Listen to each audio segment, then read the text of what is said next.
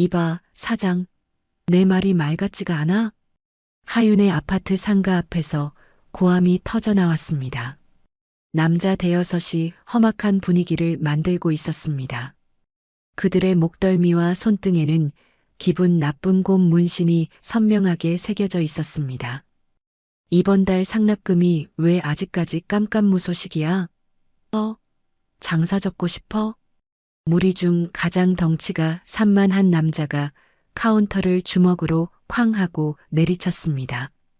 그 위압적인 소리에 50대로 보이는 편의점 주인의 어깨가 움찔 떨렸습니다. 주인은 거의 울상이 되어 떨리는 손으로 지갑을 꺼내 보였습니다. 죄송합니다. 이번 달에 장사가 너무 안 돼서 그만. 장사가 안 돼? 그게 우리랑 무슨 상관인데? 조직원 중 하나가 신경질적으로 진열대를 발로 걷어찼습니다. 와르르 소리를 내며 과자 봉지들이 힘없이 바닥으로 쏟아져 내렸습니다. 상황을 목격한 주민들은 애써 못 본 척 고개를 숙인 채 종종 걸음으로 자리를 피했습니다. 그 순간 하윤의 눈빛이 얼음장처럼 차갑게 식었습니다. 귓가를 때리는 소란과 욕설이 마치 지옥 같았던 아프가니스탄의 총성을 떠올리게 했습니다. 하윤은 본능적으로 주변 지형을 빠르게 훑었습니다. 편의점 앞 기둥, 주차된 승용차 2대, 가로등의 위치까지 모든 정보가 머릿속에 정확히 입력되었습니다. 돈 없으면 몸으로라도 갚아야지. 안 그래, 사장님?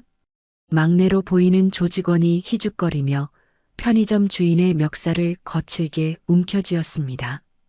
바로 그때 하윤이 소리 없는 그림자처럼 그들 사이로 파고들었습니다. 뭐야, 당신?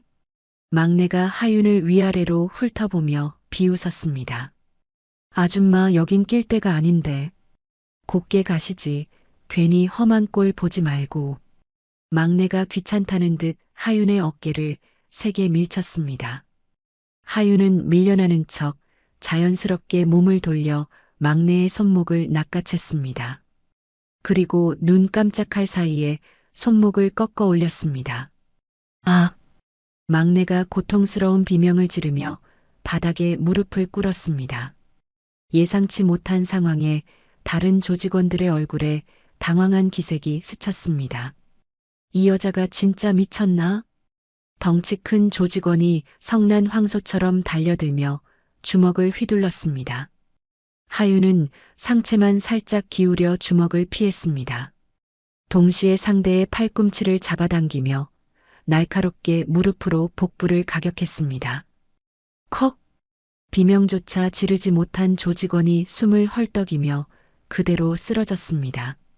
하윤은 쓰러진 조직원의 등을 발판 삼아 가볍게 뛰어 올랐습니다. 공중에서 몸을 회전하며 다른 조직원의 턱을 발로 정확하게 걷어찼습니다. 상황을 파악한 나머지 2명이 동시에 악을 쓰며 달려들었습니다. 하윤은 주차된 차량 보닛 위로 몸을 날렸습니다. 한 명의 다리를 걸어 넘어뜨리는 동시에 다른 한 명의 목덜미를 손날로 강하게 내리쳤습니다. 두 남자가 약속이라도 한 듯 바닥에 나뒹굴었습니다. 정확히 1분이 걸렸습니다. 어느새 5명의 조직원 모두가 바닥에 쓰러져 고통스럽게 신음하고 있었습니다. 하지만 하윤은 숨 한 번 거칠어지지 않은 채 침착했습니다. 괜찮으세요, 사장님? 하윤이 편의점 주인에게 물었습니다.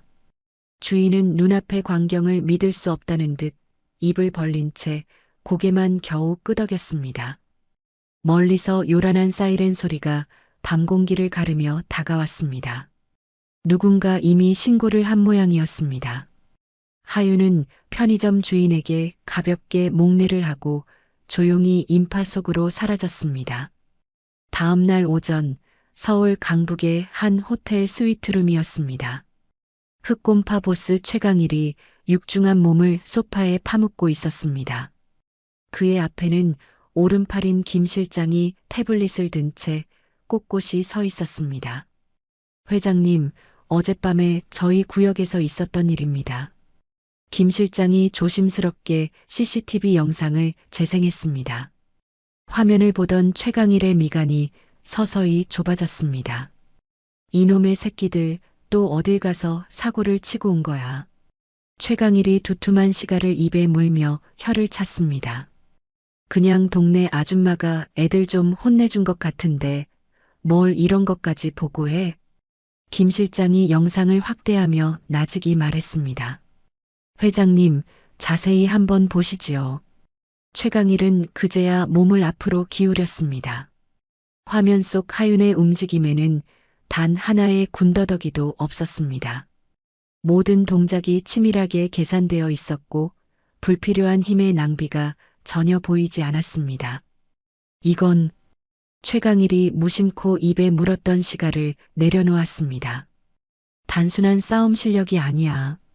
이 여자 보통 내기가 아니잖아. 특수부대 출신인가? 어떻게 처리할까요? 그냥 넘어가시겠습니까? 김 실장이 조심스럽게 최강일의 의중을 물었습니다. 최강일은 대답 대신 영상을 다시 돌려보라고 손짓했습니다.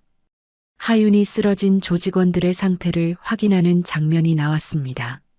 누구 하나 크게 다치지 않도록 힘을 조절한 것이 명백했습니다. 김 실장. 네, 회장님. 이 여자 신원 파악해. 누구인지 아주 조용히 알아봐. 최강일이 소파에서 일어나 창가로 걸어갔습니다. 복수하시려는 겁니까? 아니. 최강일이 창밖에 번잡한 도시를 내려다보며 말했습니다. 이런 실력자가 왜 하필 우리 애들을 건드렸을까? 그저 우연히 지나가다가 정의감에 불타서? 김 실장이 고개를 갸웃거렸습니다. 그럼 다른 이유라도. 모르겠어. 그러니까 알아보라는 거 아니야. 최강일이 김 실장을 돌아보며 지시했습니다. 전직 형사 출신으로 이런 동작 분석하는 놈 있잖아. 당장 불러. 1시간 뒤 전직 형사 출신 보안 전문가가 영상을 뚫어져라 분석하고 있었습니다. 회장님, 이 여성은 최소 10년 이상 전문적인 훈련을 받은 사람입니다. 특수부대 말인가? 아닙니다. 그 이상입니다.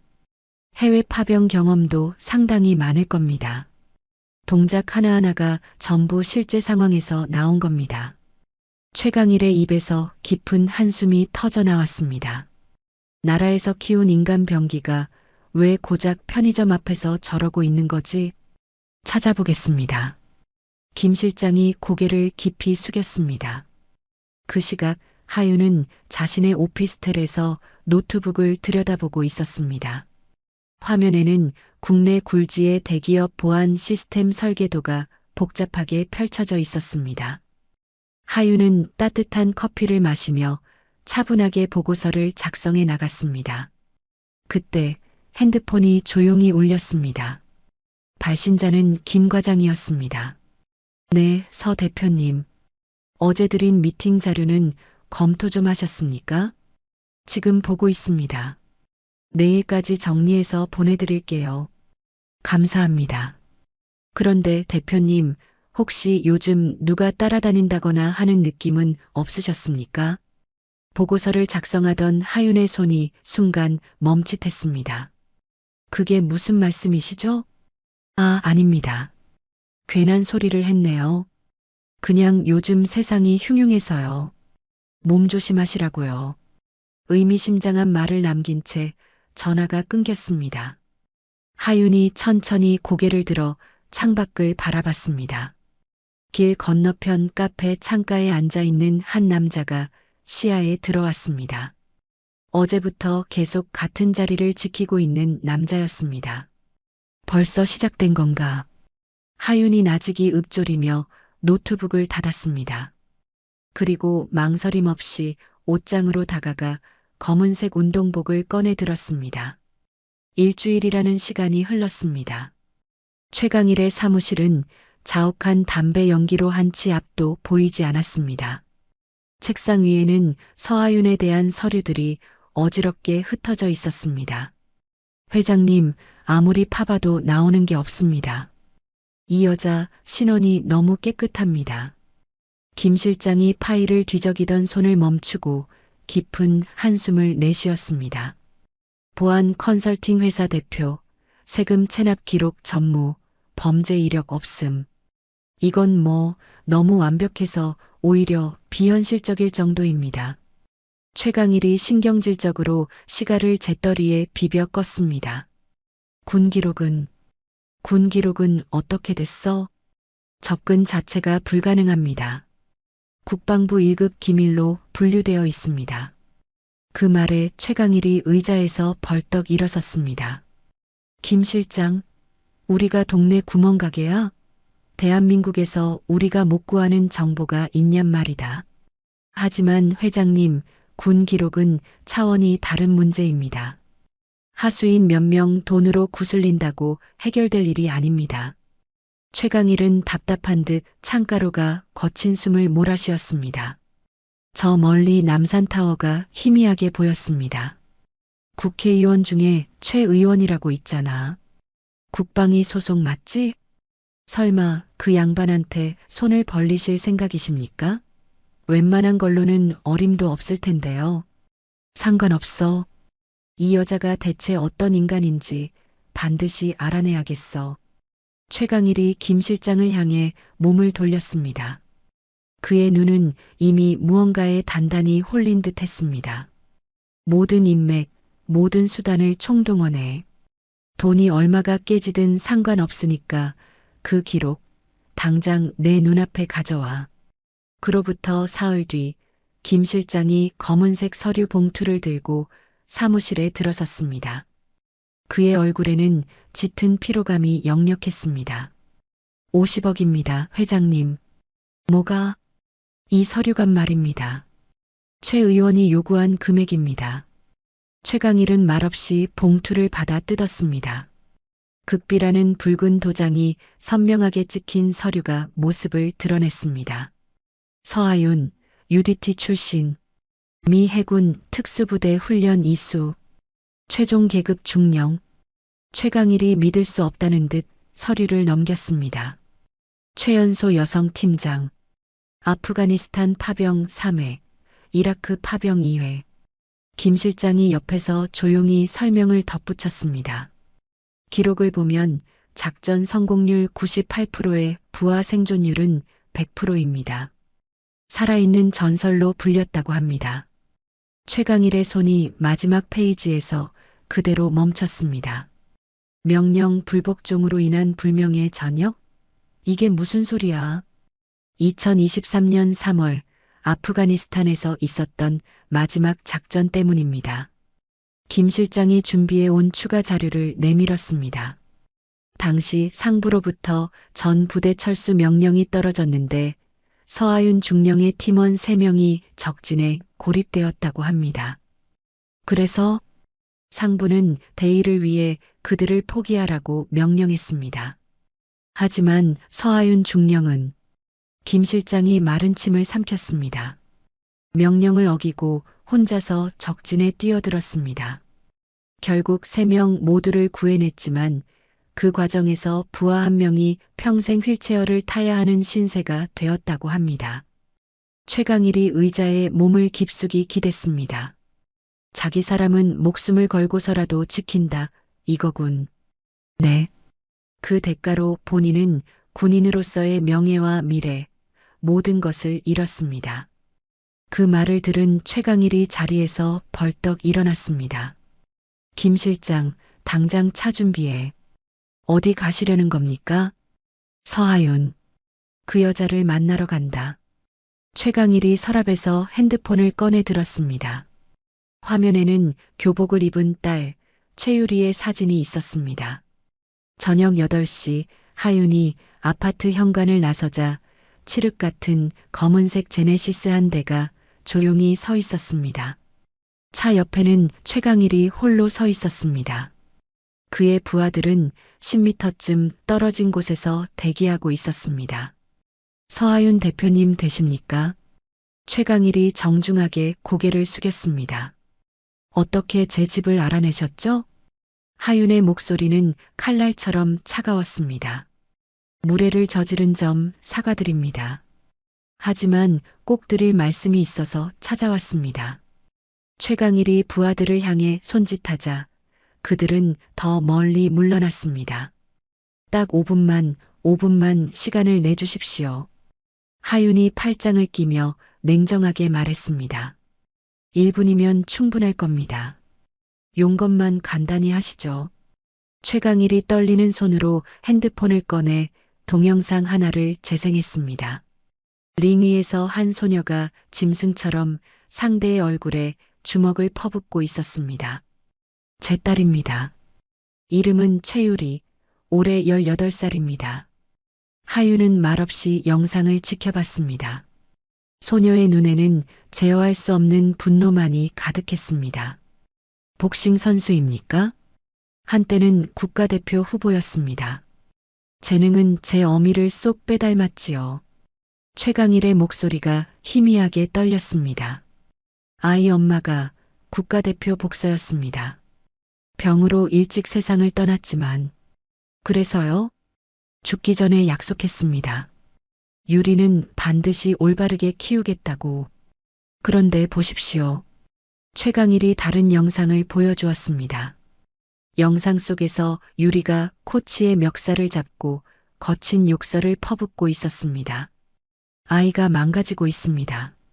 저 때문에, 제가 하는 더러운 일 때문에 아이가 괴물이 되어가고 있습니다. 하윤이 그제야 최강일의 눈을 똑바로 바라봤습니다. 그래서 저한테 뭘 원하시는 겁니까? 최강일이 깊게 숨을 들이마셨습니다. 당신의 과거를 돈으로 샀습니다. 아프가니스탄에서 무슨 일이 있었는지도 전부 압니다. 그 말에 하윤의 얼굴이 싸늘하게 굳었습니다. 감히 내 과거를. 당신은 부하를 버리지 않는 사람입니다. 군복을 벗을 각오를 하고서라도 자기 사람을 지켜냈죠. 말을 마친 최강일이 그 자리에 털썩 무릎을 꿇었습니다. 놀란 김 실장이 달려오려 했지만 최강일이 손을 들어 제지했습니다. 제발 부탁입니다. 제 딸 아이 좀 지켜주십시오. 저 아이 자기 자신으로부터 제발. 일어나세요. 보기 흉합니다. 하윤이 경멸스러운 눈빛으로 한 걸음 물러섰습니다. 저는 더 이상 군인이 아닙니다. 당신 같은 사람들의 세계와 엮이고 싶은 생각은 추호도 없고요. 알고 있습니다. 하지만 이 일은 당신만이 할 수 있습니다. 최강일이 간신히 일어나며 명함 한 장을 내밀었습니다. 거절하시더라도 딱 한 번만 제 딸 아이를 직접 봐주십시오. 내일 아침 9시 이 주소로 와주시면 됩니다. 하윤이 명함을 받지 않자 최강일은 그것을 바닥에 내려놓고 차에 올랐습니다. 제네시스가 어둠 속으로 사라진 뒤에도 하윤은 한참 동안 그 자리에 서 있었습니다. 그날 밤 하윤은 잠을 이룰 수 없었습니다. 어두운 천장을 바라보자 과거의 악몽이 되살아났습니다. 중령님, 저희를 두고 가시면 안 됩니다. 귀를 막아도 그날의 총성과 부하의 절규가 귓가를 파고들었습니다. 하윤은 자리에서 일어나 차가운 물을 들이켰습니다. 탁자 위에 최강일이 두고 간 명함이 놓여 있었습니다. 피닉스 체육관이라는 이름과 낡아 보이는 주소가 적혀 있었습니다. 하윤은 다시 핸드폰을 켜 최유리의 영상을 재생했습니다. 소녀의 눈빛이 자꾸만 마음에 걸렸습니다. 주체할 수 없는 분노 뒤에 숨겨진 깊은 절망이 보였습니다. 딱 한 번만 보고 끝내는 거야. 하윤이 나직이 중얼거렸습니다. 다음 날 아침 8시 50분, 하윤은 피닉스 체육관 앞에 도착했습니다. 허름한 건물 2층에서 쿵, 쿵 하고 샌드백 치는 소리가 둔탁하게 울려 퍼졌습니다. 하윤이 삐걱거리는 계단을 올라갔습니다.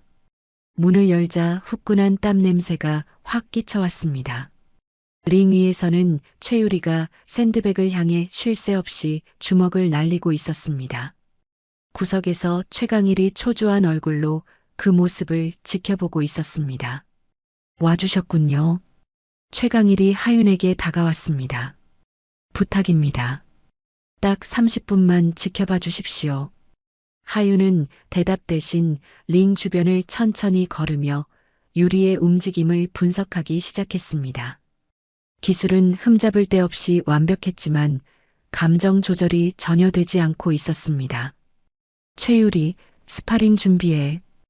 코치가 소리치자 유리가 헤드기어를 쓰고 링 위로 올라갔습니다. 상대는 20대 초반으로 보이는 여자 선수였습니다. 땡하고 공이 울리자마자 유리가 맹렬하게 상대를 몰아붙였습니다. 상대가 속수무책으로 밀리며 가드에만 집중했습니다. 아, 장난해? 제대로 안 해. 유리가 소리치며 상대를 거칠게 밀쳤습니다. 너 같은 건 상대도 안 된다고. 결국 분노가 폭발했습니다. 유리의 주먹은 기술이 아닌 그저 폭력으로 변해 있었습니다. 그 모습을 지켜보던 하윤이 최강일에게 시선을 돌렸습니다. 최강일은 차마 딸의 모습을 보지 못하고 고개를 떨구고 있었습니다. 그만, 거기까지 해.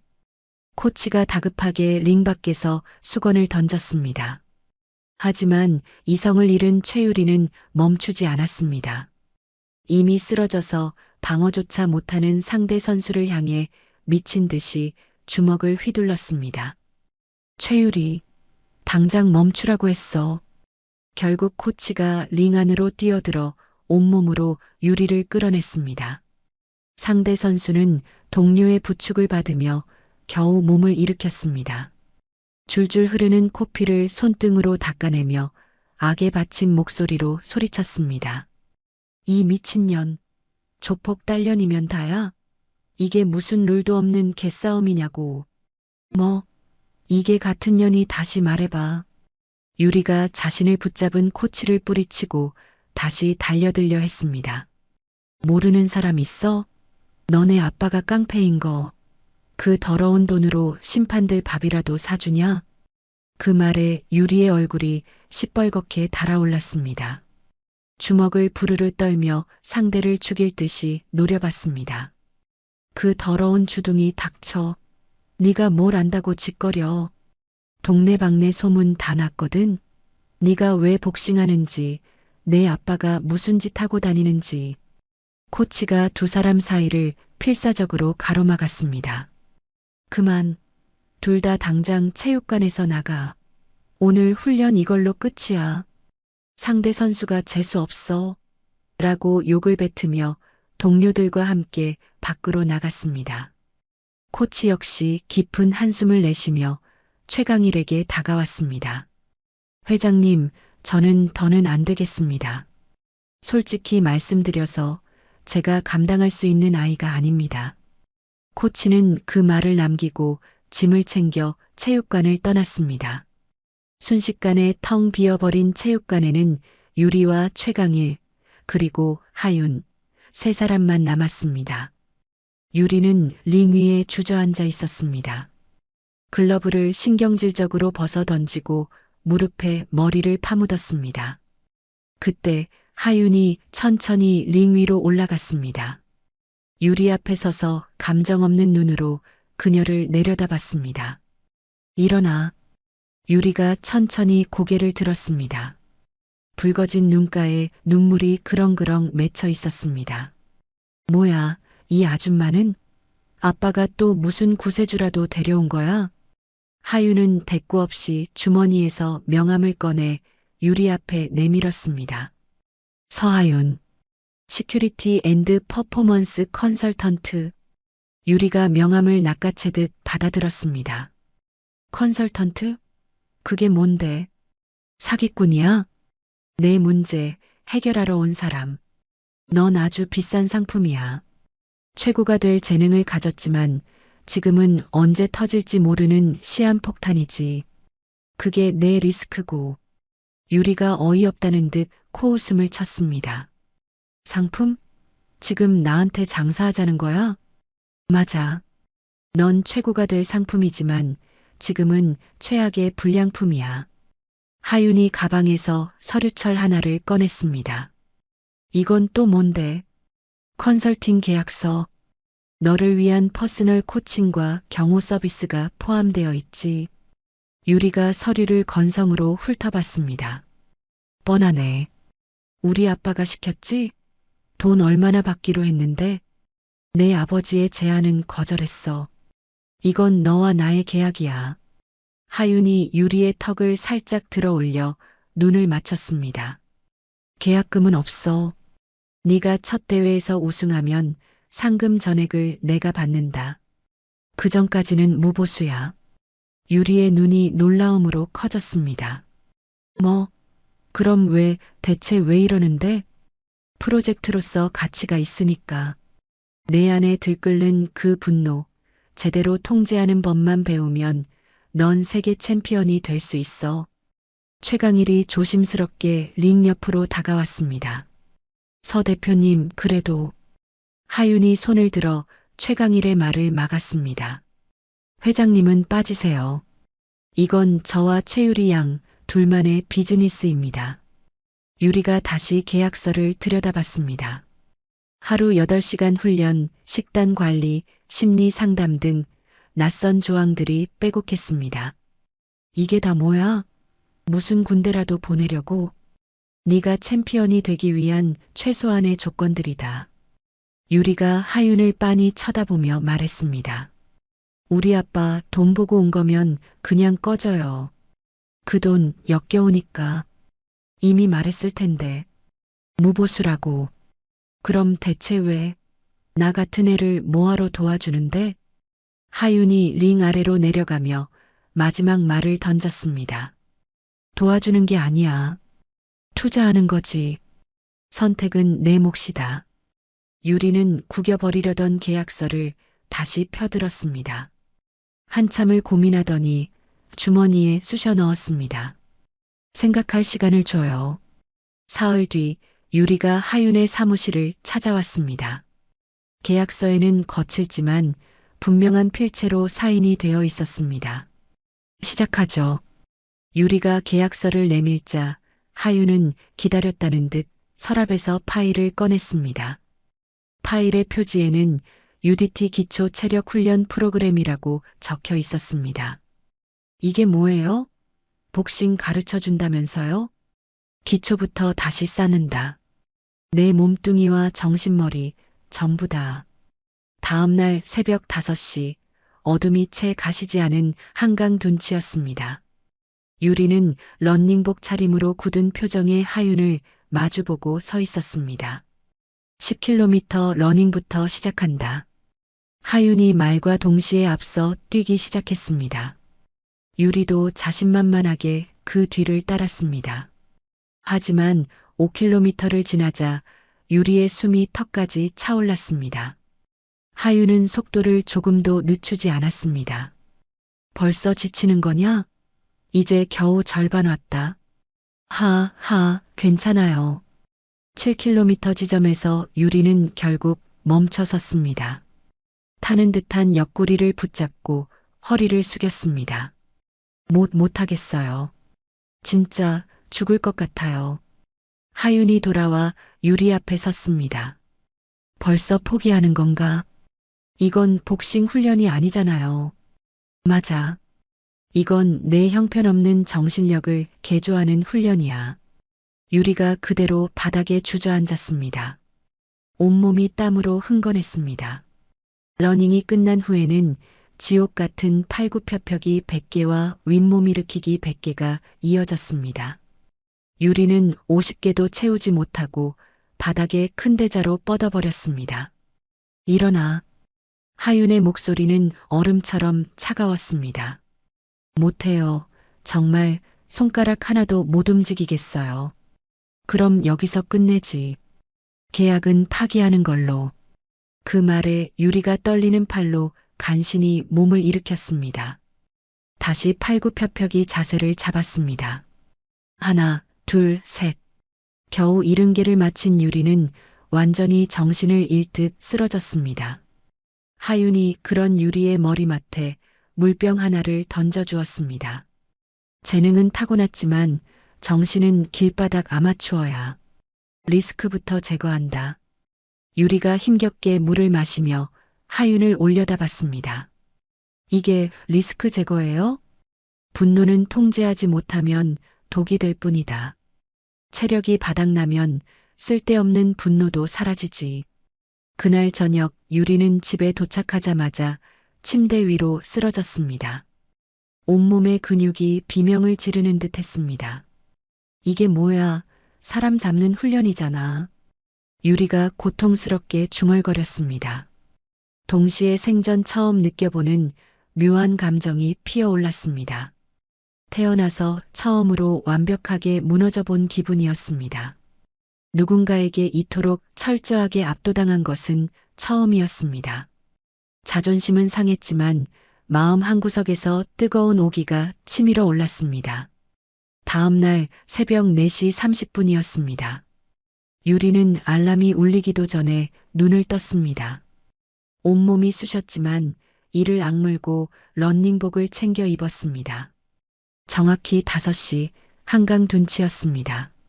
하윤이 도착했을 때 유리는 이미 스트레칭을 하며 몸을 풀고 있었습니다.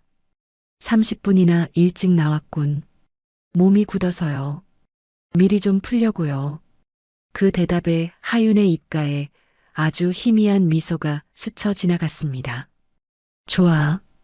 오늘은 15km다. 유리의 얼굴이 하얗게 질렸습니다. 네, 15km요? 어제보다 딱 5km 늘었을 뿐이야. 하윤이 다시 앞서 뛰기 시작했습니다. 유리가 욕을 삼키며 그 뒤를 악착같이 따라붙었습니다. 두 사람의 거친 숨소리가 새벽의 정적을 갈랐습니다. 멀리서 그 모습을 지켜보던 최강일이 담배를 입에 물었습니다. 옆에 선 김 실장이 나직이 말했습니다. 따님이 정말 많이 달라진 것 같습니다. 그러게 말이다. 저 아이가 저렇게 누군가를 순순히 따르는 건 태어나서 처음 본다. 최강일의 눈에 안도감이 어렸습니다. 서하윤 대표, 보통 인물이 아닙니다. 더 자세히 뒷조사를 해볼까요? 아니, 이제 그만둬. 저 사람한테 내 딸을 맡긴 이상 믿고 기다리는 수밖에. 떠오르는 아침 해를 등지고 두 사람의 실루엣이 점점 멀어져 갔습니다. 6월의 태양이 땀 냄새 가득한 체육관 안으로 뜨겁게 쏟아져 내렸습니다. 최유리는 새벽 5시부터 시작된 지옥 훈련으로 이미 온몸이 땀으로 흥건했습니다. 다시 잽을 뻗는 속도가 너무 느려. 하윤이 미트를 든 채 얼음장 같은 목소리로 지시했습니다. 유리가 가쁜 숨을 몰아쉬며 잽을 날렸지만 하윤은 고개만 살짝 까딱해 가볍게 피했습니다. 내 주먹에 감정 싣지 마. 분노는 내 눈을 가릴 뿐이야. 머리로 싸워, 머리로. 네. 유리가 다시 자세를 잡았습니다. 이번에는 하윤의 지시대로 정확히 미트 중앙에 주먹을 꽂아 넣었습니다. 됐다. 이제 컴퓨터실로 이동한다. 네. 스파링은 아직 시작도 안 했는데요. 하윤은 대답 대신 노트북을 켜며 말했습니다. 오늘부터는 분석 훈련이다. 다음 주 대회 상대 머릿속에 통째로 집어넣어야지. 화면에 한 여자 선수의 경기 영상이 재생되었습니다. 하윤이 재생 속도를 0.5배로 늦추며 물었습니다. 자, 이 선수의 습관과 약점이 뭐지? 유리가 화면에 모든 신경을 집중했습니다. 오른손 훅을 날리기 직전에 왼쪽 어깨가 미세하게 먼저 움직여요. 정확하다. 또 다른 건?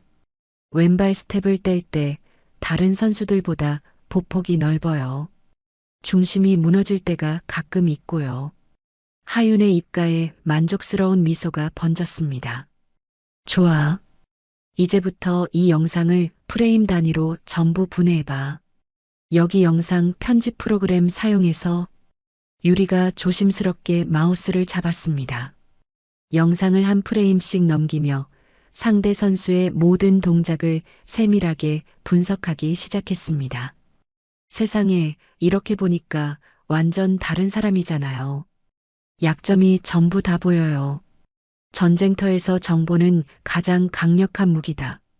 상대를 완벽하게 알면 이미 이긴 싸움이나 마찬가지야. 지독하게 뜨거운 여름 내내 지옥 같은 훈련이 계속되었습니다. 새벽에는 체력 훈련, 오전에는 기술 훈련, 오후에는 분석 훈련, 그리고 저녁에는 심리 상담까지. 하윤은 유리의 24시간을 분 단위로 쪼개 완벽하게 통제했습니다. 오늘 식단이다. 하윤이 인쇄된 종이를 건넸습니다. 아, 또 닭가슴살이랑 브로콜리예요?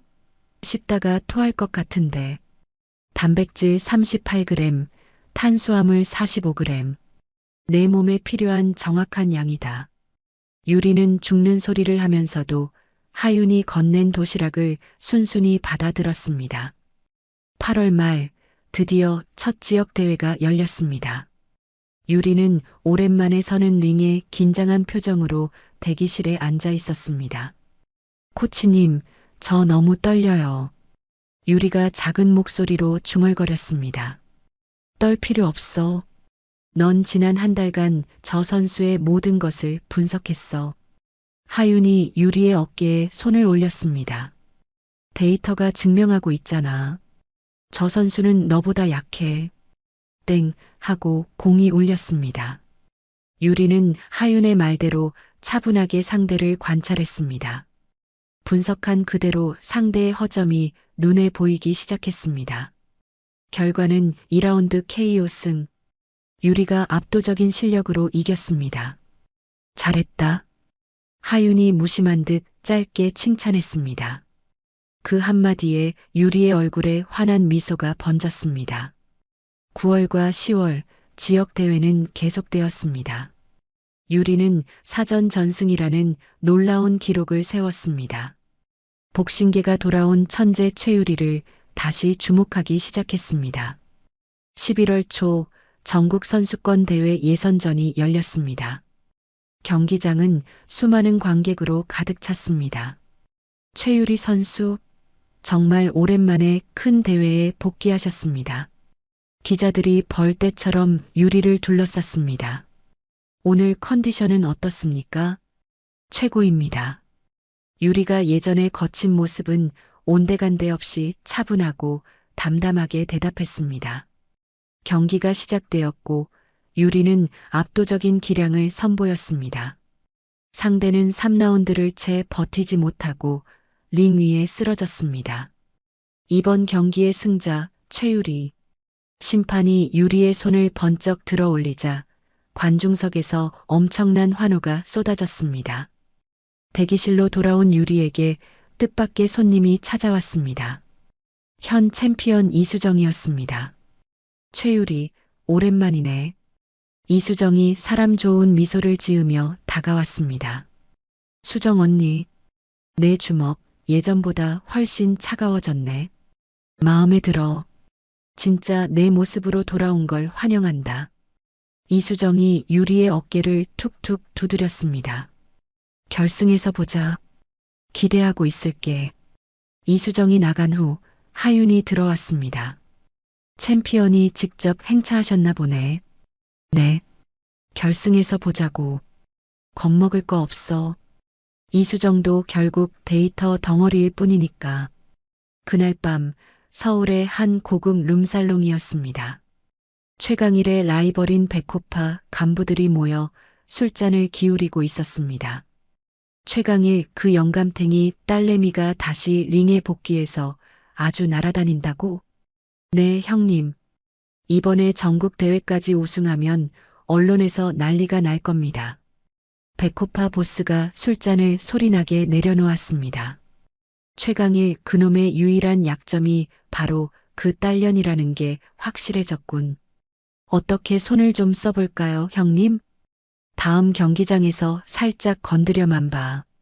그 계집의 멘탈이 얼마나 단단해졌는지 구경이나 해보자고. 일주일 후 준결승전이 열리는 경기장이었습니다. 유리가 경기장으로 들어서는 순간 검은 양복을 입은 남자들이 앞을 막아섰습니다. 어이, 최유리.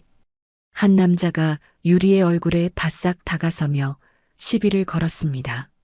너네 아빠가 우리 형님한테 무슨 짓을 했는지 알고는 있냐? 유리의 얼굴이 차갑게 굳어지는 순간 하윤이 나타났습니다. 용건 없으면 길 막지 마시죠. 하윤이 유리 앞을 막아서며 남자들 사이로 들어섰습니다. 뭐야, 이 여자는? 보디가드입니다. 경고하는데 비키시죠. 남자들은 하윤을 위아래로 훑어보며 비웃었습니다. 하지만 살기가 번뜩이는 하윤의 눈빛을 마주하자 저도 모르게 한 발짝 뒤로 물러섰습니다. 다음에 보자고. 남자들이 사라진 후 유리가 물었습니다. 백호파 놈들이에요? 쓰레기들한테 신경 쓸 거 없어. 넌 경기에만 집중해. 하윤은 곧바로 김 실장에게 전화를 걸었습니다. 백호파가 움직이기 시작했습니다. 알겠습니다, 대표님. 즉시 경계를 강화하겠습니다. 최강일은 자신의 사무실에서 딸의 경기를 생중계로 지켜보고 있었습니다. 직접 가고 싶었지만 딸과의 약속을 지키기 위해 꾹 참았습니다. 경기가 시작되었고 유리는 방금 전의 위협에도 불구하고 침착하게 경기를 풀어갔습니다. 계속 거리 유지해. 하윤이 코너에서 냉정하게 지시했습니다. 유리는 마치 로봇처럼 정확하게 그 지시를 따랐습니다. 결과는 3라운드 판정승. 마침내 유리가 결승에 진출했습니다. 대기실로 돌아온 유리가 노트북을 켰습니다. 화면에는 결승 상대인 이수정에 대한 데이터가 빼곡하게 정리되어 있었습니다. 이수정 언니 데이터, 제가 전부 모아서 분석해봤어요. 유리가 자랑스럽게 하윤에게 화면을 보여주었습니다. 좋아. 분석은 완벽하군. 하윤은 그런 유리를 잠시 말없이 바라봤습니다.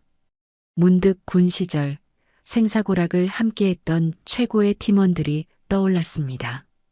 그들도 유리처럼 뜨거운 열정을 가지고 있었습니다. 최유리. 네, 코치님? 잘하고 있어. 정말로. 유리가 놀란 표정을 지었습니다. 지난 몇 달간 하윤이 감정을 드러낸 것은 이번이 처음이었습니다. 고맙습니다, 코치님. 두 사람이 말없이 주먹을 마주쳤습니다. 이제 그들은 더 이상 갑과 을의 계약 관계가 아니었습니다.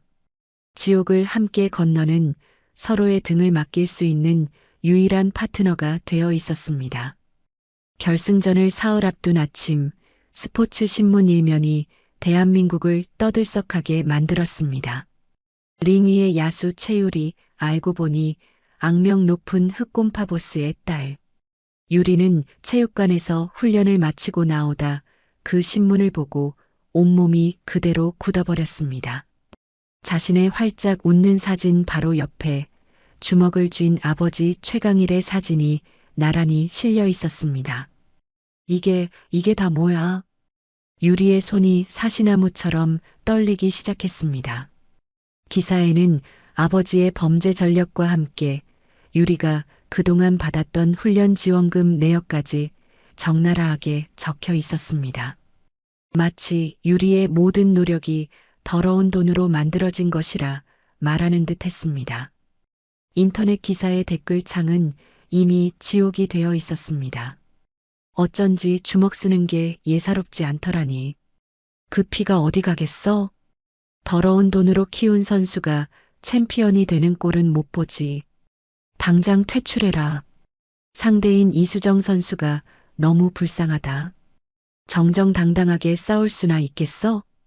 유리의 핸드폰이 미친 듯이 울려댔습니다. 학교 친구들에게서 온 메시지였습니다. 최유리, 너 진짜 조폭딸이었어? 어떻게 우리한테 한마디도 안 할 수가 있어? 소름 돋는다. 그동안 우리한테 숨기고 무슨 생각한 거야? 진짜 더러워서 상종 못하겠다. 다시는 아는 척하지 마라. 결국 유리는 손에 들고 있던 핸드폰을 바닥에 세게 던져버렸습니다. 액정이 거미줄처럼 산산조각 났습니다. 오후에 체육관에 도착한 유리는 입구에서 그대로 얼어붙었습니다. 자신의 라커룸 문에 시뻘건 페인트로 끔찍한 욕설이 가득 쓰여 있었습니다. 조폭 딸년, 더러운 돈, 링에서 꺼져. 유리는 그 자리에 주저앉았습니다. 참았던 눈물이 복물 터지듯 쏟아졌습니다. 뒤늦게 소식을 듣고 달려온 하윤이 유리를 일으키려 했지만 유리는 그 손을 뿌리치고 뛰쳐나갔습니다. 최유리, 기다려. 하윤이 필사적으로 유리를 쫓아갔습니다. 유리를 찾아낸 곳은 차가운 강바람이 부는 한강 다리 위였습니다. 유리는 위태롭게 난간을 붙잡고 서 있었습니다. 결국 다 거짓말이었잖아요. 유리가 돌아보며 절규하듯 소리쳤습니다. 결국 나도 코치님의 그 화려한 프로젝트도 전부 다 우리 아빠의 더러운 돈에서 시작된 거잖아요. 안 그래요? 최유리, 저리 가요. 당신도 결국 돈 때문에 나한테 접근한 거잖아. 유리가 아이처럼 울부짖었습니다. 그 시각 방송국 기자회견장이었습니다. 현 챔피언 이수정이 수많은 카메라 플래시를 받으며 마이크 앞에 앉아 있었습니다. 오늘 아침에 터진 최유리 선수 기사에 대해 한 말씀 해주시죠. 한 기자가 날카롭게 질문을 던졌습니다. 이수정은 망설임 없이 단호하게 대답했습니다. 선수의 아버지가 누구인지는 링 위에서 중요하지 않습니다. 제가 아는 최유리 선수의 실력은 진짜입니다. 하지만 조폭의 돈으로 훈련했다는 의혹이 있습니다. 그게 뭐가 중요합니까? 링 위에서는 주먹과 땀이 유일한 신분증입니다. 이수정이 자리에서 일어났습니다. 저는 결승전에서 모든 것을 쏟아붓는 최고의 최유리를 만나고 싶습니다. 그게 전부입니다. 한편 하윤은 유리를 차에 태워 어딘가로 향했습니다. 차가 멈춘 곳은 서울 외곽의 한적한 공동묘지였습니다. 여긴 왜? 유리가 눈물 자국이 얼룩진 얼굴로 물었습니다. 내 어머니 묘지잖아. 인사드려야지. 하윤이 미리 준비한 국화꽃을 들고 앞서 걸었습니다. 묘비에는 사랑하는 아내, 엄마 박지영이라는 글귀가 새겨져 있었습니다. 유리가 그 앞에 힘없이 무릎을 꿇었습니다. 엄마. 하윤이 그런 유리의 옆에 조용히 앉았습니다. 나도 내 이야기 하나 해줄게. 하윤이 먼 하늘을 바라보며 나직이 말했습니다. 2023년 봄 아프가니스탄이었어. 내 실수로 아끼던 부하 셋이 적진에 고립됐지. 유리가 고개를 들어 하윤을 바라봤습니다. 상부에서는 철수 명령을 내렸어. 그 3명을 버리고 전원 퇴각하라고. 하윤의 목소리가 희미하게 떨렸습니다. 난 그 명령을 어겼어. 그리고 혼자서 그 지옥으로 다시 뛰어들어갔지. 그래서 어떻게 됐어요? 3명 다 구해냈어. 하지만 막내는 총알이 척추를 관통했어. 하윤이 눈을 질끈 감았습니다. 평생 휠체어 신세야. 고작 23살의 나이에. 유리가 저도 모르게 숨을 죽였습니다. 난 영웅이 아니라 명령 불복 종자라는 죄명으로 군복을 벗었어. 불명의 전역이지. 하윤이 유리의 눈을 똑바로 쳐다봤습니다. 세상은 언제나 자기들 멋대로 딱지를 붙이고 꼬리표를 달아. 하지만 정말 중요한 게 뭔지 알아?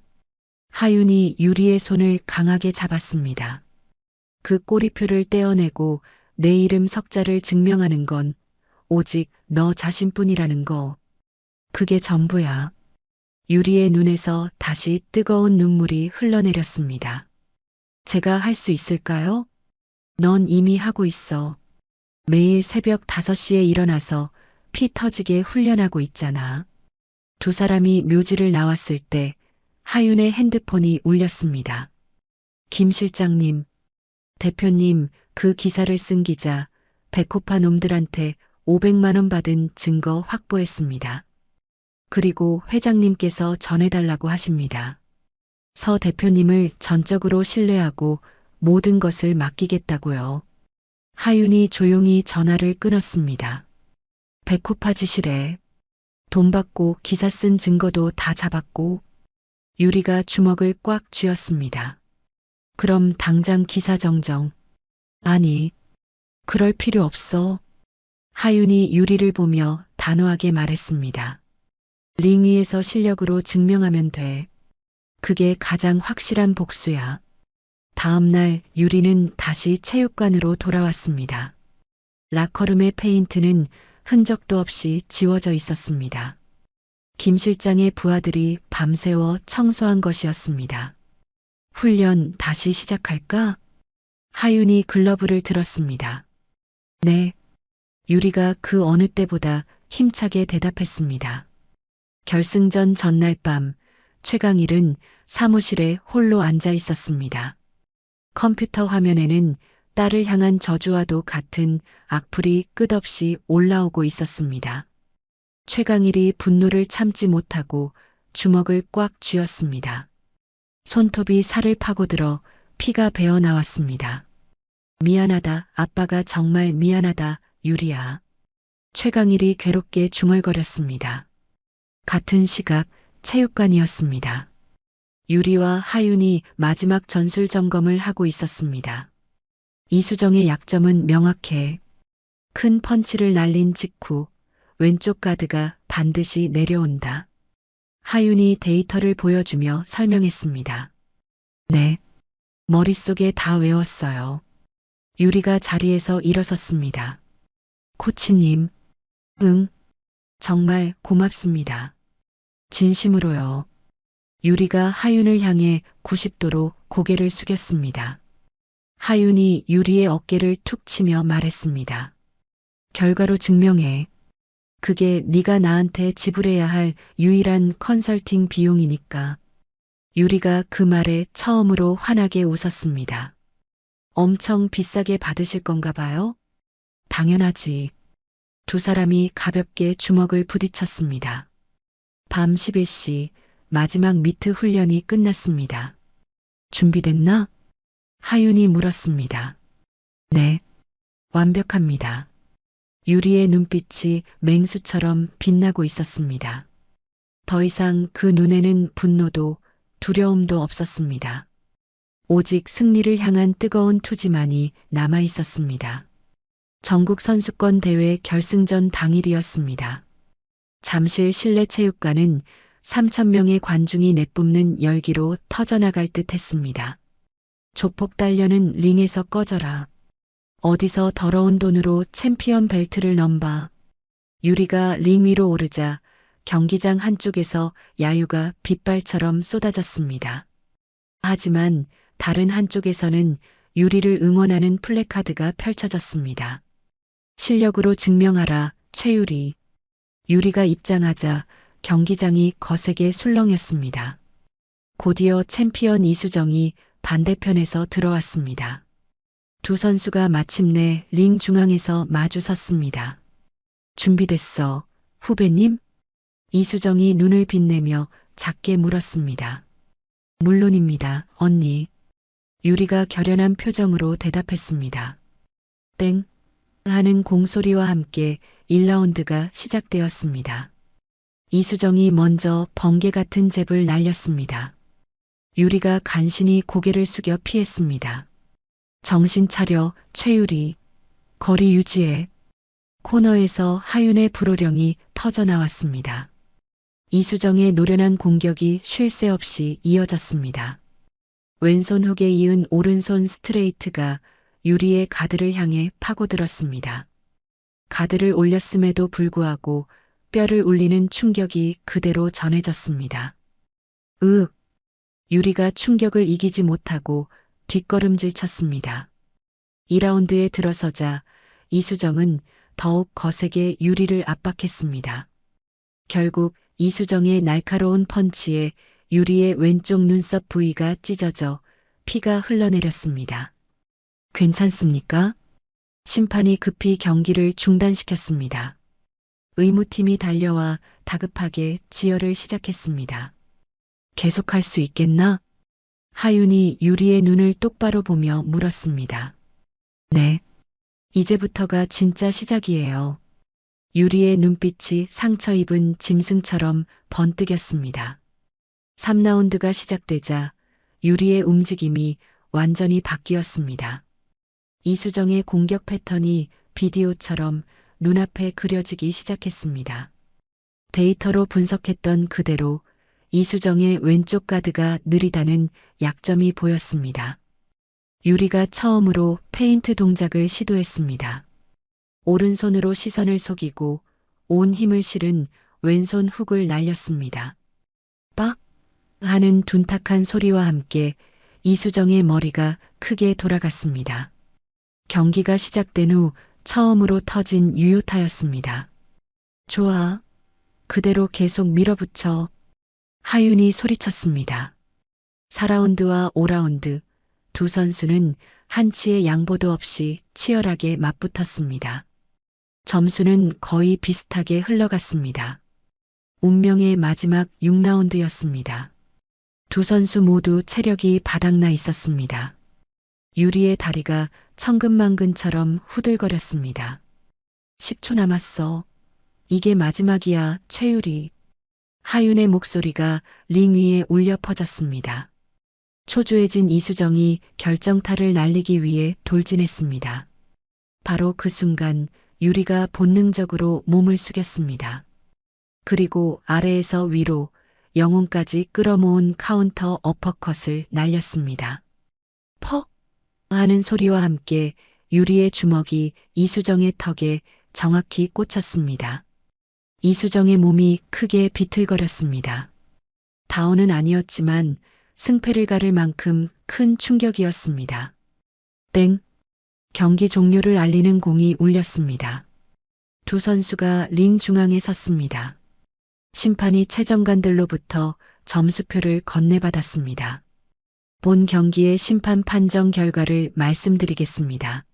29대 28, 29대 28, 30대 27. 심판이 유리의 손을 번쩍 들어 올렸습니다. 이번 경기의 승자는 새로운 챔피언 최유리입니다. 그 순간 경기장이 떠나갈 듯한 환호성이 터져나왔습니다. 유리를 향해 야유를 퍼붓던 관중들마저 기립박수를 쳤습니다. 유리가 그 자리에 무릎을 꿇었습니다. 뜨거운 눈물이 쉴 새 없이 쏟아졌습니다. 하윤이 링으로 올라와 유리를 일으켜 세웠습니다. 두 사람이 서로를 부서져라 껴안았습니다. 해냈어. 네가 내 스스로 해낸 거야. 하윤이 벅차오르는 감정을 누르며 유리의 등을 두드렸습니다. 이수정이 다가와 유리를 진심으로 안아주었습니다. 축하한다. 넌 진짜 챔피언 자격이 있어. 마침내 빛나는 챔피언 벨트가 유리의 허리에 감겼습니다. 유리가 벨트를 머리 위로 높이 들어 올리며 포효했습니다. 저녁 7시 강남의 한 고급 레스토랑이었습니다.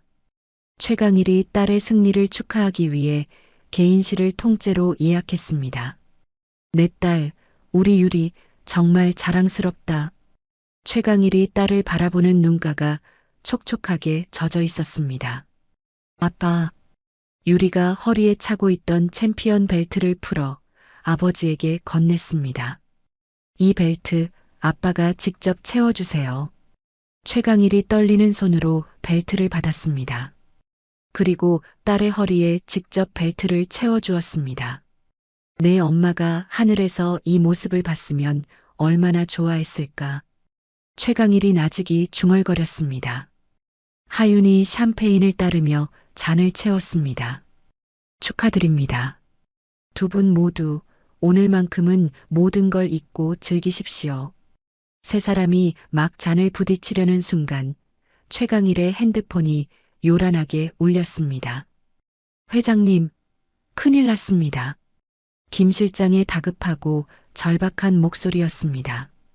백호파 놈들이 저희 클럽을 습격했습니다. 최강일의 얼굴이 순식간에 굳어졌습니다. 몇 놈이나 쳐들어왔어?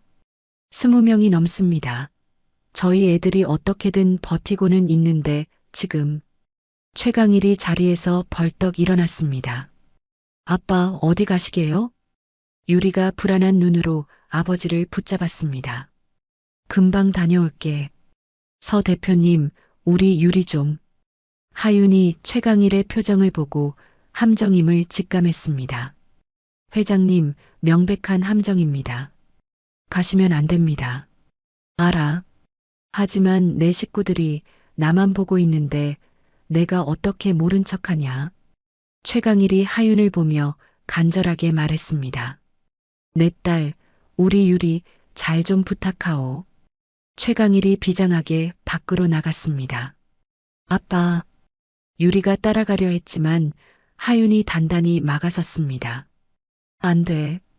넌 지금 위험해. 일단 안전한 곳으로 가야 해. 하윤이 유리를 데리고 레스토랑 뒷문으로 나왔습니다. 그곳에는 검은색 밴 한 대가 대기하고 있었습니다. 새벽 3시 하윤의 핸드폰이 다시 울렸습니다. 서 대표님, 김 실장의 목소리가 절망적으로 떨리고 있었습니다. 회장님께서 백호파 놈들 칼에 당하셨습니다. 하윤이 자리에서 벌떡 일어났습니다. 지금 상태가 어떠신데? 위독하십니다. 지금 세브란스 병원 응급실로 모셨습니다. 옆에서 통화를 듣고 있던 유리의 얼굴이 하얗게 질렸습니다. 우리 아빠가 어떻게 됐는데요? 병원으로 가자. 어서. 두 사람이 병원에 도착했을 때 최강일은 막 수술실로 들어가는 중이었습니다. 이동 침대 시트가 온통 붉은 피로 물들어 있었습니다. 아빠, 눈 좀 떠봐요. 아빠. 유리가 울부짖으며 침대 옆으로 달려갔습니다. 그 소리에 최강일이 희미하게 눈을 떴습니다. 그는 딸이 아닌 하윤을 바라봤습니다. 그리고 마지막 남은 힘을 짜내 하윤의 손을 붙잡았습니다. 서 대표, 내 딸, 저 벨트의 무게가 아니라 그냥 평범한 행복을 누리게 해주시오. 회장님, 정신 차리세요. 힘내셔야 합니다. 제발 부탁입니다. 최강일의 손이 힘없이 떨어지며 의식을 잃었습니다. 의료진이 그를 황급히 수술실 안으로 밀고 들어갔습니다. 유리가 그 자리에 주저앉아 오열했습니다. 손에 들고 있던 챔피언 벨트를 내려다보았습니다. 찬란한 금빛 벨트 위에 아버지의 피가 묻어 있었습니다. 아빠, 유리가 피 묻은 벨트를 가슴에 끌어안았습니다. 세상 가장 빛나는 승리의 상징은 그 순간 세상 가장 끔찍한 비극의 증거가 되어버렸습니다. 하윤이 유리의 어깨를 단단히 감싸 안았습니다. 버텨야 해. 내 아버지는 강한 분이야. 반드시 이겨내실 거다. 수술 중 표시등이 절망처럼 붉게 켜져 있었습니다. 길고 긴 밤이 이제 막 시작되고 있었습니다. 최강일이 혼수 상태에 빠진 지 일주일이 흘렀습니다. 주인을 잃은 흑곰파는 사나운 하이에나 떼에게 물어뜯기듯 급속도로 무너지고 있었습니다. 김 실장님, 동대문 구역마저 백호파 놈들한테 넘어갔습니다. 젊은 부하의 절망적인 보고에 김 실장이 주먹으로 테이블을 내리쳤습니다. 젠장, 이번엔 또 어디야? 저희가 관리하던 노래방 3곳과 술집 5곳입니다. 그곳에 있던 우리 식구들 전부 길거리로 쫓겨났습니다. 한때 수십 명으로 북적이던 사무실에는 이제 남은 간부 10명만이 초조하게 앉아 있었습니다. 조직원의 절반 이상은 이미 백호파로 돌아서거나 자취를 감춘 뒤였습니다. 다 끝났어. 회장님 안 깨어나시면 우리도 여기서 끝장이라고. 한 간부가 자리에서 벌떡 일어났습니다. 이대로 가다간 우리 다 죽습니다. 저는 이만 빠지겠습니다. 이 배신자 새끼가. 김 실장이 남자의 멱살을 잡았습니다. 바로 그때 사무실 문이 소리 없이 열렸습니다. 서하윤이었습니다. 지금 여기서 당신들끼리 멱살 잡고 싸우는 게 백호파 놈들이 가장 바라는 그림 아닙니까? 하윤의 차가운 목소리에 사무실 안의 모든 움직임이 멈췄습니다. 서 대표님, 조용히 이야기 좀 하시죠. 두 사람이 아무도 없는 옥상으로 올라갔습니다. 유리는 괜찮습니까? 김 실장이 먼저 물었습니다. 안전한 곳에 있습니다.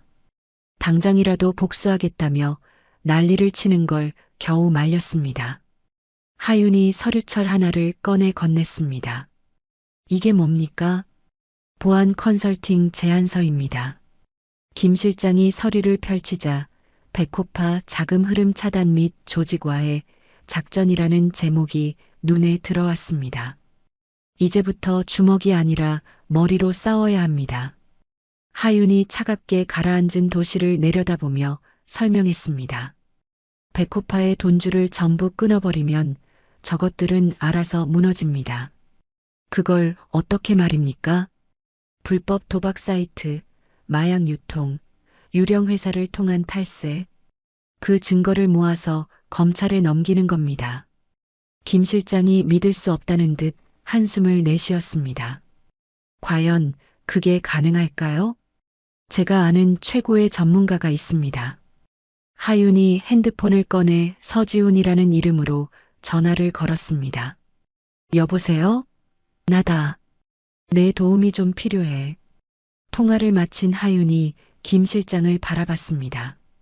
이건 조직 간의 전쟁이 아닙니다. 제 의뢰인 최유리의 안전을 보장하기 위한 보안 작전입니다. 그 말에 김 실장이 고개를 깊이 숙였습니다. 알겠습니다. 제가 뭘 하면 되겠습니까? 조직에서 가장 믿을 수 있는 사람 10명만 모으세요. 그 이상은 필요 없습니다. 안전가옥에서 유리는 퉁퉁 부은 눈으로 창밖을 보고 있었습니다. 반드시 우리 아빠 원수를 갚을 거예요. 유리가 증오에 찬 목소리로 중얼거렸습니다. 어떻게? 등 뒤에서 들려온 하윤의 목소리에 유리가 돌아봤습니다. 백호파 놈들, 내가 다 찾아가서 죽여버릴 거예요. 그래서 내 주먹으로 20명, 30명 되는 놈들을 다 때려 눕힐 수 있어? 유리가 입을 꾹 다물었습니다. 하윤이 노트북을 열어 복잡한 도표가 그려진 화면을 보여주었습니다. 이게 뭐예요? 백호파 조직도, 그리고 그놈들의 돈줄이자 우리가 공략해야 할 목표들이야. 유리가 화면을 들여다봤습니다. 제가 뭘 할 수 있는데요? 전 싸움밖에 모르는데. 싸움은 내가 할게. 넌 정보를 찾아. 하윤이 다른 화면을 열었습니다. 네가 상대 선수를 분석했던 것처럼 백호파 놈들의 약점을 찾아내는 거야. 샅샅이. 그 말에 유리의 눈이 번쩍였습니다. 그거라면 할 수 있겠어? 유리가 망설임 없이 고개를 끄덕였습니다. 다음 날 서지훈이 안전가옥에 도착했습니다. 30대 초반의 마르고 왜소한 남자였지만 눈빛만은 날카롭게 빛나고 있었습니다. 하윤 누나, 이게 얼마만이야? 지훈이 최신형 노트북 세대를 꺼내며 유리에게 물었습니다. 이 친구가 그 복싱 챔피언? 네. 제가 최유리예요. 복싱 챔피언이 해킹을 배우겠다? 이거 재밌는데. 지훈이 흥미롭다는 듯 웃었습니다. 해킹이 아니야. 오신트, 공개된 정보를 수집해서 분석하는 기술이지. 유리가 노트북 앞에 앉자 지훈의 강의가 시작되었습니다. 자, 먼저 백호파 보스의 모든 SNS 계정부터 찾아봐. 비공개 계정까지 전부. 유리는 놀라운 속도로 지훈이 가르쳐주는 기술들을 습득했습니다. 찾았어요. 비공개 인스타그램 계정인데 팔로워가 500명 정도 돼요. 좋아. 이제 그 팔로워들의 신상을 하나씩 전부 분석해봐. 유리가 데이터를 정리하기 시작했습니다. 복서 시절 상대를 분석하던 날카로운 능력이 빛을 발하기 시작했습니다. 그날 저녁 김 실장이 부하 8명과 함께 안전가옥을 찾아왔습니다. 목에 칼이 들어와도 배신 안 할 놈들로만 데려왔습니다. 잘하셨습니다. 지금부터 작전을 설명하겠습니다. 하윤이 화이트보드 앞에 섰습니다. 1단계 백호파의 자금 세탁 루트 파악. 2단계 불법 도박장 및 마약 거래 현장 위치 확인. 3단계 결정적 증거 확보 후 언론과 검찰에 동시 제보. 김 실장이 조심스럽게 손을 들었습니다. 증거는 어떻게 확보하실 생각이십니까? 그건 제가 직접 들어갑니다. 하윤의 눈빛이 전장의 지휘관처럼 차갑게 빛났습니다. 김 실장님은 저를 믿고 백호파 놈들의 실시간 동선만 정확히 파악해 주십시오. 사흘 뒤 밤을 새우던 유리가 다급하게 소리쳤습니다. 찾았어요. 백호파 간부 한 놈이 매주 목요일 밤마다 강남의 한 오피스텔에 가요. 지훈이 빠르게 위치를 확인했습니다. 이 주소, 유령 회사로 등록된 곳이네. 자금 세탁용 페이퍼 컴퍼니일 확률이 99%야. 하윤이 자리에서 일어났습니다. 오늘 밤 제가 직접 확인하러 갑니다. 혼자서는 위험해요.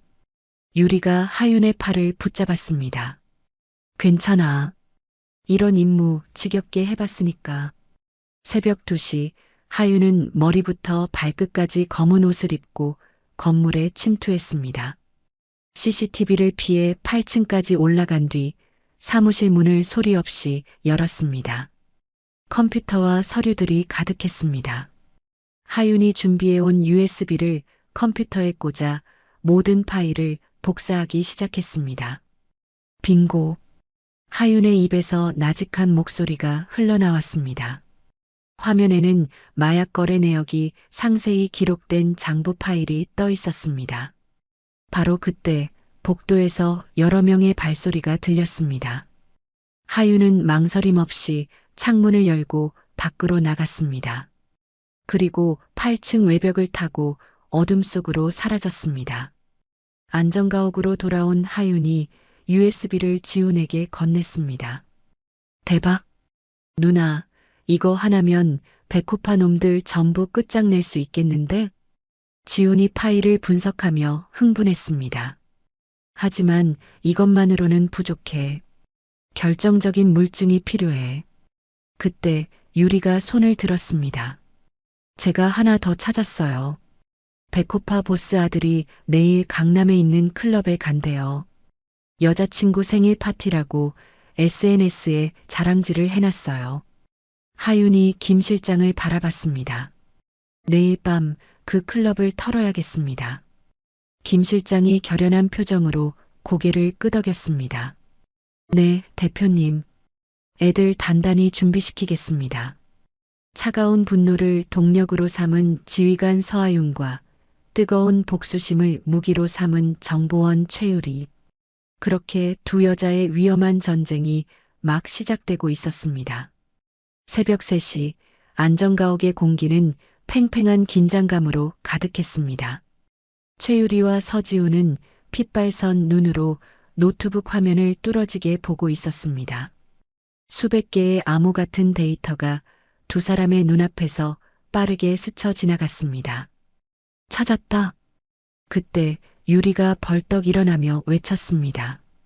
백호파가 운영하는 유령 회사예요. 국세청에 신고한 매출액이랑 실제 계좌 거래액이 완전히 달라요. 서지훈이 빠르게 데이터를 검증했습니다. 매출은 10억인데 세금은 고작 1,000만 원?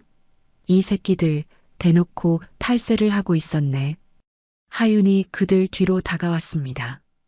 증거는 확실한가? 네. 국세청 공식 신고 자료랑 백호파 놈들 차명 계좌 거래 내역을 전부 대조했어요. 빼도 박도 못해요. 유리가 처음으로 자랑스러운 얼굴로 말했습니다. 하윤이 모든 자료를 USB에 담았습니다. 지금 즉시 국세청에 익명으로 제보한다. 다음 날 오후 백호파 사무실이 발칵 뒤집혔습니다. 보스님, 국세청 조사관들이 들이닥쳤습니다. 뭐야? 이 새끼들이 갑자기 왜 지랄이야? 탈세 혐의로 저희 관련 계좌를 전부 동결시켰습니다. 자금줄이 완전히 막혔습니다. 백호파 보스가 책상을 뒤엎으며 포효했습니다. 숨 돌릴 틈도 없이 2단계 작전이 시작되었습니다. 김 실장이 믿을 만한 부하 5을 데리고 한 허름한 건물 앞에서 대기했습니다. 목표는 3층 서버실이다. 내부에 경비 2명. 들키지 않게 조심해. 하윤이 무전기를 통해 냉정하게 지시했습니다. 정면 돌파는 금물이다. 뒤쪽 비상계단을 이용해 침투한다. 김 실장과 부하들이 어둠 속에 몸을 숨긴 채 조용히 건물 안으로 들어갔습니다. 비상계단을 통해 3층에 도착하자 하윤의 신호가 떨어졌습니다. 지금 김 실장의 부하들이 서버실 문을 부수고 돌입했습니다. 경비들이 저항할 틈도 없이 순식간에 제압당했습니다. 서버, 통째로 뜯어서 가지고 나와. 김 실장의 지시에 부하들이 육중한 서버를 분리해 밖으로 옮겼습니다. 불법 도박 사이트 회원 10만 명의 정보가 전부 여기 들어 있습니다. 안전가옥에서 서지훈이 데이터를 확인하며 말했습니다. 이 명단에 이름 있는 정치인, 연예인, 대기업 임원들만 수십 명이네요. 백호파는 이제야 자신들이 완벽한 궁지에 몰렸다는 사실을 깨달았습니다. 자금줄은 막혔고 조직의 명운이 걸린 비밀 정보까지 전부 털렸습니다. 보스님, 이제는 도망치는 수밖에 없습니다. 한 간부가 백호파 보스에게 울먹이며 말했습니다. 시발, 장부 다 챙겨. 일단 필리핀으로 뜬다. 백호파 보스가 비밀 금고를 열어 모든 비리가 담긴 장부를 가방에 쓸어 담았습니다. 바로 그때 유리가 무언가를 발견했습니다. 이거 봐요. 백호파 보스 아들 멍청이가 또 인스타그램에 사고 쳤어요. 화면에는 어두운 바다를 배경으로 찍은 낚싯배 사진이 있었습니다. 사진 밑에는 아빠랑 새벽 5시 인천항에서 배 타고 비밀 여행, D-데이 라고 쓰여 있었습니다. 하윤이 즉시 지도를 펼쳤습니다. 인천항 제3부두. 그곳에 인적 드문 폐창고가 하나 있어. 김 실장이 결연한 표정으로 고개를 끄덕였습니다. 네, 대표님. 그곳에서 놈들의 마지막을 기다리겠습니다. 작전 당일 새벽 4시. 하윤과 김 실장의 팀이 차가운 바닷바람이 부는 폐창고 주변에 몸을 숨겼습니다. 40분이 지났을 무렵 검은색 밴 한 대가 멈춰 섰습니다. 백호파 보스와 간부 7명이 내렸습니다. 밴은 언제 도착해? 10분 후입니다, 보스님. 백호파 일행이 돈 가방을 든 채 창고 안으로 들어갔습니다. 지금이다.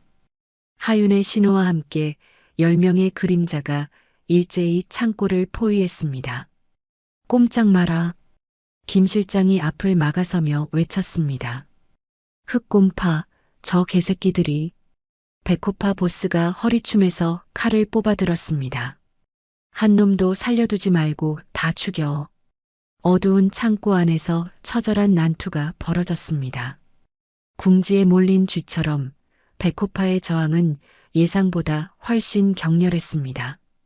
김 실장님. 그때 한 조직원이 김 실장의 등 뒤에서 칼을 휘둘렀습니다. 김 실장이 쓰러지려는 찰나 하윤이 몸을 날렸습니다. 그 순간 하윤이 김 실장을 밀치고 대신 칼날을 받았습니다. 서걱하는 끔찍한 소리와 함께 시뻘건 피가 검은 옷 위로 뿜어져 나왔습니다. 으윽! 피가 철철 흘렀지만 하윤은 멈추지 않았습니다. 정확한 급소 타격으로 조직원을 쓰러뜨렸습니다. 그 틈을 타 백호파 보스가 장부 가방을 들고 도망치려 했습니다. 하윤이 뛰어올라 보스의 다리를 걸어 넘어뜨렸습니다. 보스가 넘어지며 가방을 놓쳤고 그 안에서 장부들이 쏟아져 나왔습니다. 하윤이 장부를 주어 김 실장에게 건넸습니다. 이걸 들고 경찰에 가서 자수하세요. 서 대표님, 그게 당신과 당신 식구들이 사람답게 살 수 있는 유일한 길입니다. 김 실장이 떨리는 손으로 핸드폰을 꺼냈습니다. 경찰이죠? 지금 인천항 제3부두로 와주십시오. 하윤이 비틀거리며 핸드폰을 꺼냈습니다. 손이 말을 듣지 않았습니다. 작전 완료. 유리에게 4글자의 메시지를 보낸 뒤 하윤은 그대로 쓰러졌습니다. 서 대표님, 정신 차리십시오. 김 실장이 하윤을 부축해 안았습니다. 어깨에서 흘러나온 피가 멈추지 않았습니다. 안전가옥에서 유리가 메시지를 확인했습니다. 작전 완료. 안도의 한숨을 내쉬는 것도 잠시 불길한 불안감이 온몸을 덮쳤습니다. 왜 전화를 안 받으시는 거야? 유리가 계속 전화를 걸었지만 차가운 신호음만 들려올 뿐이었습니다. 서지훈 씨, 뭔가 잘못된 것 같아요. 진정해. 곧 연락이 올 거야. 30분 뒤 김 실장에게서 전화가 걸려왔습니다. 최유리 양 서 대표님께서 다치셨습니다. 지금 빨리 병원으로 오셔야 합니다. 유리가 비명을 지르며 벌떡 일어났습니다. 경찰이 현장에 도착했을 때 백호파 조직원들은 이미 모두 제압된 상태였습니다. 장부와 서버라는 결정적 증거 앞에 그들은 모두 체포되었습니다.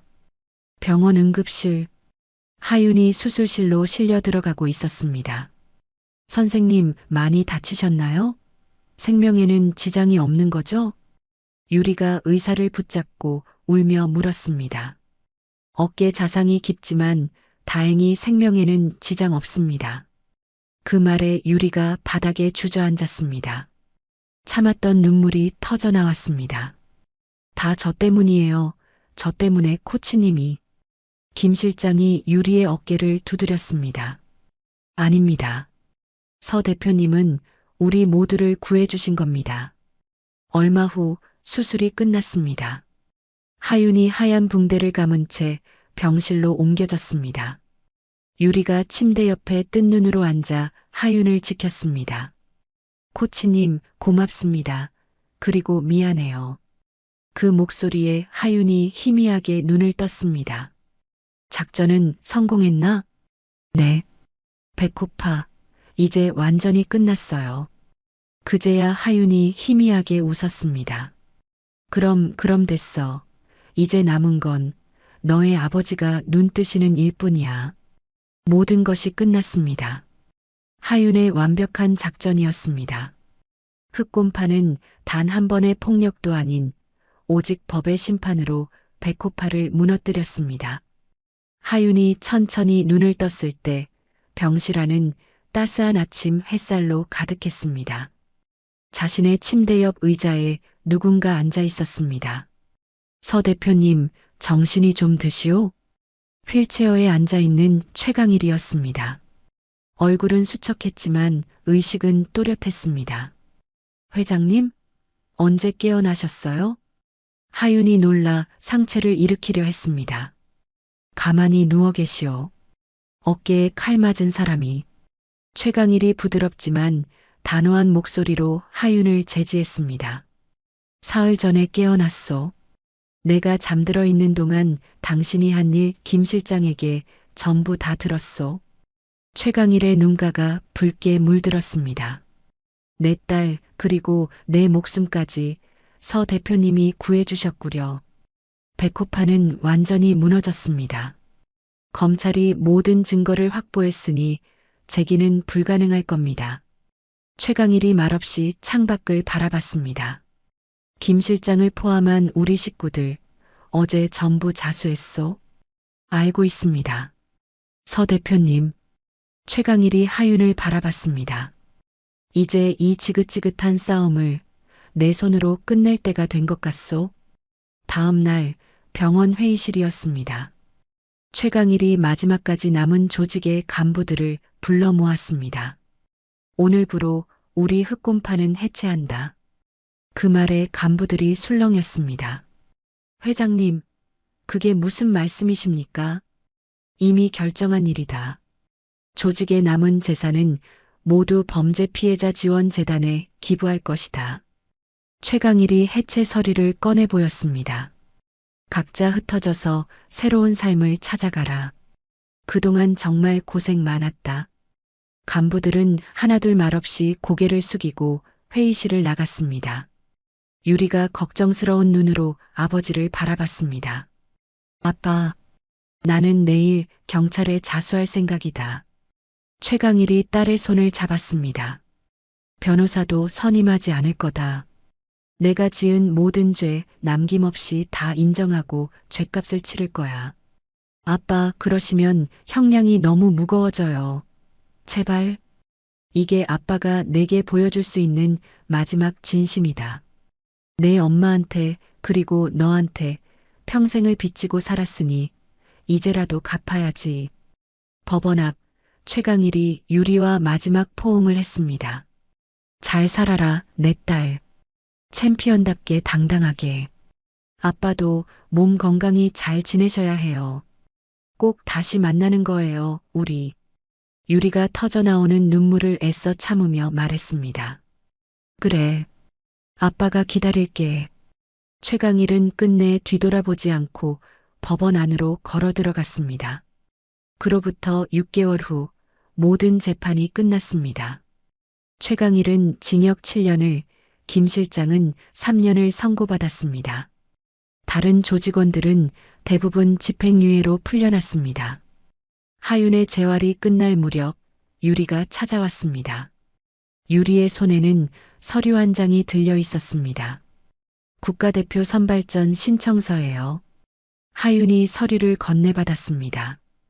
다시 시작하려는 거냐? 네. 이번에는 도망치지 않고 제대로 해보려고요. 유리가 하윤을 바라봤습니다. 아빠와 코치님이 저한테 새로운 인생을 선물해 주셨어요. 유리의 목소리가 희미하게 떨렸습니다. 이제 제가 증명할 차례예요. 두 분의 희생이 절대 헛되지 않았다는 걸요. 나와의 계약은 이미 끝났어. 하윤이 일부러 등을 돌리며 말했습니다. 알아요. 그래도 유리가 하윤의 팔을 붙잡았습니다. 제 여정의 끝까지 함께 해주세요. 코치로서가 아니라 가족으로서요. 하윤이 천천히 유리를 돌아봤습니다. 유리의 눈빛은 예전과 완전히 달라져 있었습니다. 분노도 절망도 사라진 그 눈에는 오직 희망과 단단한 의지만이 가득했습니다. 알았다.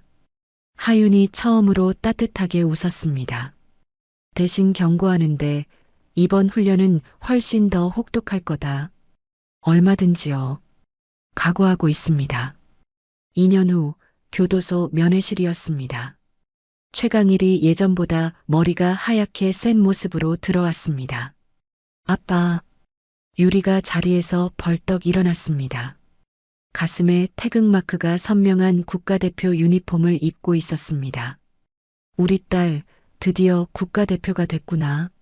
최강일의 얼굴에 자랑스러운 미소가 번졌습니다. 네. 그리고 올림픽 출전권도 따냈어요. 정말 장하다, 내 딸. 두 사람의 모습을 하윤이 옆에서 흐뭇하게 지켜보고 있었습니다. 서 대표님도 오셨군요. 늘 감사하게 생각하고 있습니다. 이제 서 대표가 아니라 국가대표 코치입니다. 아버님. 하윤이 대답했습니다. 정식으로 국가대표 코치로 임명되었습니다. 면회 시간이 끝나고 최강일이 자리에서 일어났습니다. 아빠 모범수라서 곧 가석방 심사를 받게 된대요. 유리가 희망에 찬 목소리로 말했습니다. 저희가 기다릴게요. 올림픽 경기장에는 꼭 와주셔야 해요. 그래. 무슨 일이 있어도 반드시 가마.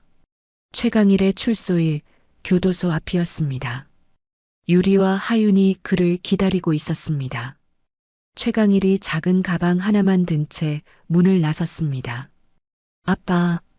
유리가 달려가 아버지의 품에 안겼습니다. 이제 집에 가자. 세 사람이 나란히 차에 올랐습니다. 어디로 갈까요? 운전석에 앉은 하윤이 물었습니다. 우리 새 집으로요. 유리가 활짝 웃으며 대답했습니다. 우리 셋이 같이 살 집, 제가 미리 구해놨어요.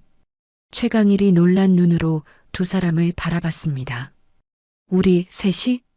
하윤이 서류 한 장을 꺼내 보여주었습니다.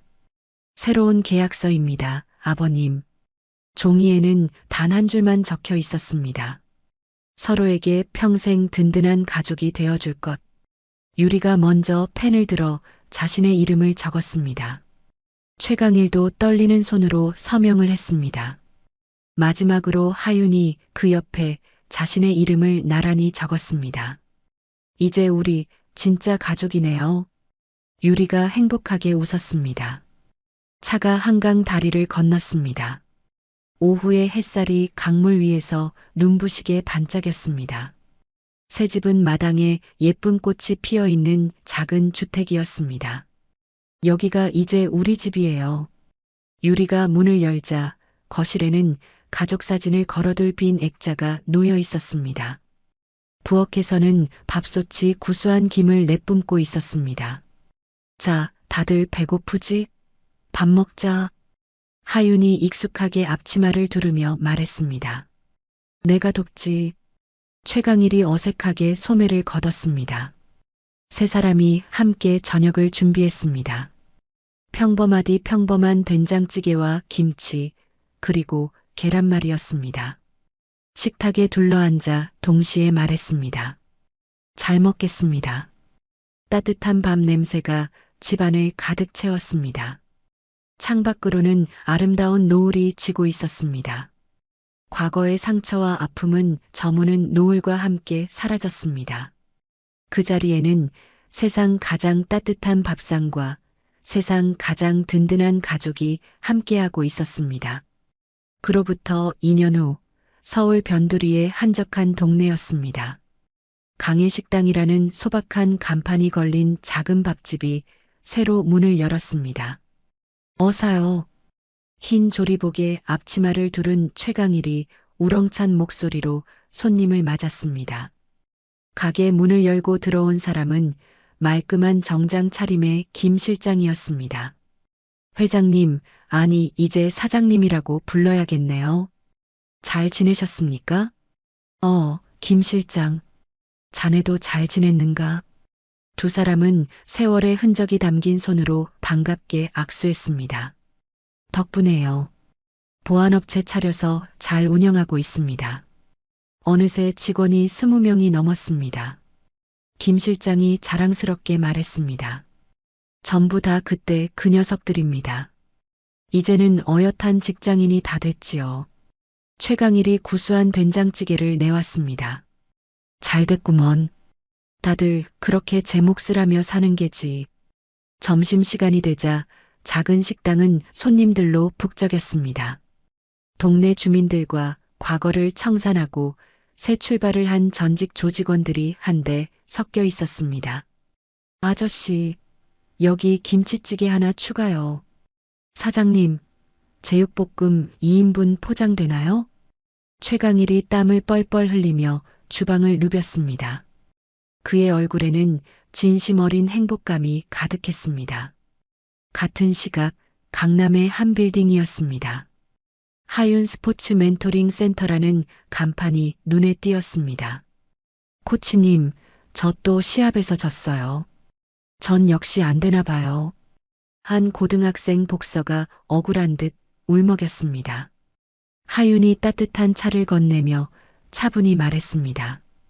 왜 졌는지 스스로 분석해봤어? 너무 화가 나서 그냥 마구잡이로 주먹을 휘둘렀어요. 그게 문제야. 분노는 연료로 쓰는 거지 운전대를 맡기는 게 아니야. 하윤이 노트북을 열었습니다. 자, 내 경기 영상 같이 돌려보자. 네가 어디서부터 무너졌는지.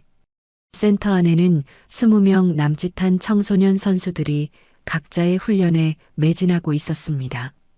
복싱, 태권도, 유도.